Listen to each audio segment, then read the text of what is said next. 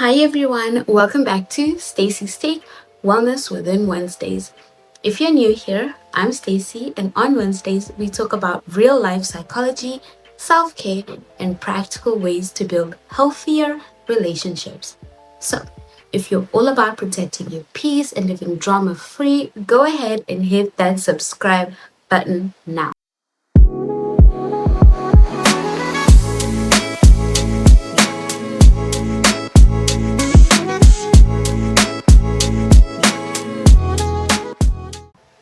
Today, we're tackling a tough but important topic: how to survive a toxic work environment.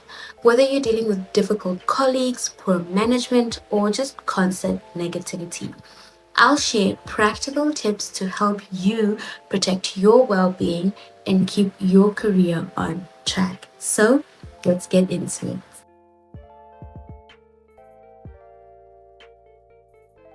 First, it's important to recognize what a toxic work environment actually looks like. Common signs of a toxic work environment include constant gossip or backstabbing, lack of respect or appreciation, micromanagement or unrealistic expectations, high turnover or low morale, bullying or passive aggressive behaviors. If you notice these signs regularly, it's a red flag and it's telling you the environment you are in is harmful. And at this point, you can make a conscious decision to get the fuck out or stick around and find out.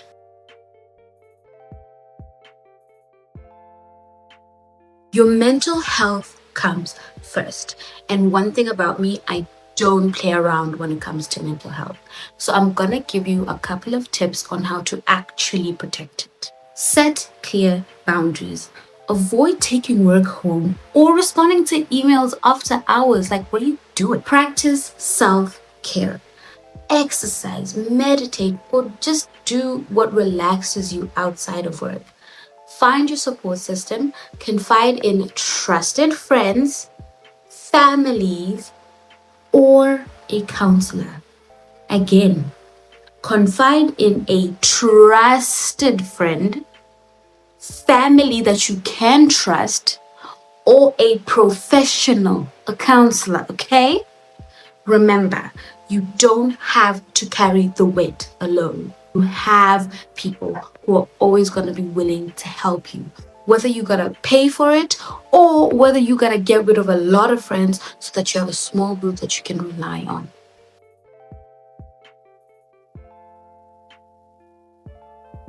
To survive, you need a strategy. Stay professional and avoid gossip. Don't stoop to toxic behavior, no matter how tempting it is. If people are gossiping, you don't need to partake. Mind your business. Mind the business that actually pays off your bills. If you see colleagues or employees are bullying a fellow colleague, then you can speak up or at least reach out to said employee to show them that you're there to support them. You're not there to slander them. You're not there to join this nonsense of gossiping and just bullying. You're there to actually assist them and help them and be a support structure that they can rely on.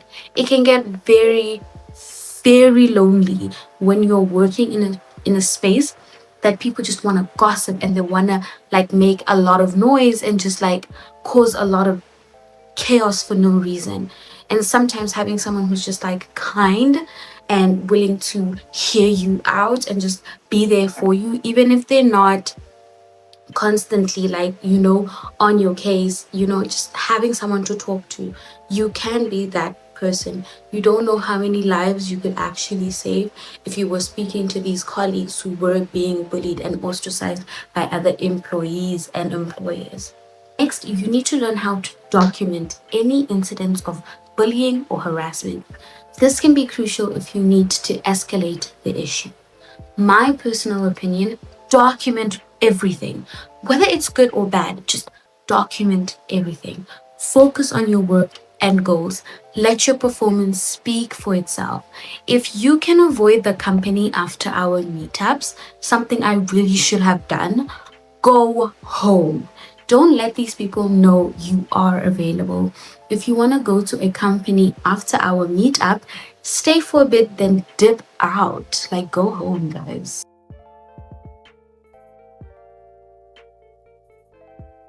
If you're in South Africa, the Labor Relations Act protects employees against unfair labor practices and workplace harassment. You can report harassment or discrimination to your HR or the Commission for Conciliation, Mediation, and Arbitration, also known as CCMA. My 2 cents here: HR does not exist for the employee, it exists for the company to function. So make sure you are only sending the emails to HR about your concerns for documentation. The reason why this is so important is because the CCMA is going to require you to have documentation. And if they can see from their side, actually, any like labor lawyer, if they can see from your side that you've been constantly emailing, constantly talking to these people, trying to resolve the issue, trying to express your situation, and they can see that, okay, you reported it on June 2nd, 2025, they did absolutely nothing, and the environment got even more hostile, so you emailed HR again on the 10th of June, 2025, but things still didn't get any better. This is going to be in your favor. The more you report, the safer you are going to be protected, and the more you're going to get out of these companies. If they want to drain the life out of you, drain the money out of their companies. Please drain their money. So again, make sure you send emails to HR about your concern for documentation purposes. The more evidence of negligence you have, the better your case. Don't make these important talks a call. If it is a call, you make sure you are recording everything. POPIA Act does not stop you from recording conversations you are personally involved in. It is within your legal rights.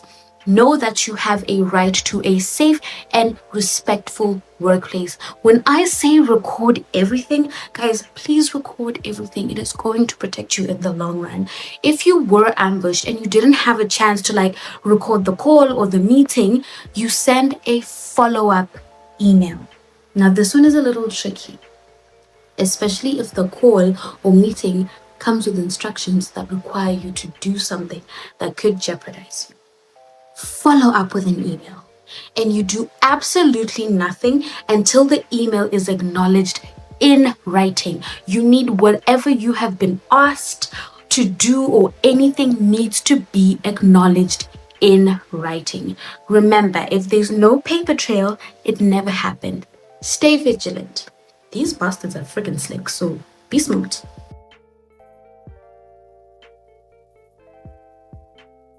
Sometimes, despite your best efforts, the toxicity just won't improve, and that's okay. It just means it's your time to get out. Some signs to keep in mind when deciding if it's time to move on: your health is deteriorating. I remember being in a constant state of stress, depression, and anxiety. I was literally working on pilot mode. And if you were to ask me about yesterday's conversation, or a conversation we had maybe an hour or even 5 minutes ago, I genuinely couldn't remember. I had to keep a diary on me at all times, and I had to physically write and record everything that was going on.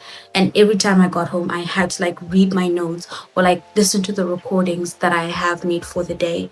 That's just how bad things got. But we thank God and we praise God for getting me the hell out of there. Next thing, the work culture might stifle your growth. This is very self-explanatory. Some examples would be you're getting more work above, your pay grade, but there's no salary increase or promotion. You feel consistently unhappy or stressed, and this really sucks because we spend so much time at our jobs, guys. If you dread waking up because, oh my gosh, I have to go to work, or you have the Sunday blues, babes, just get out.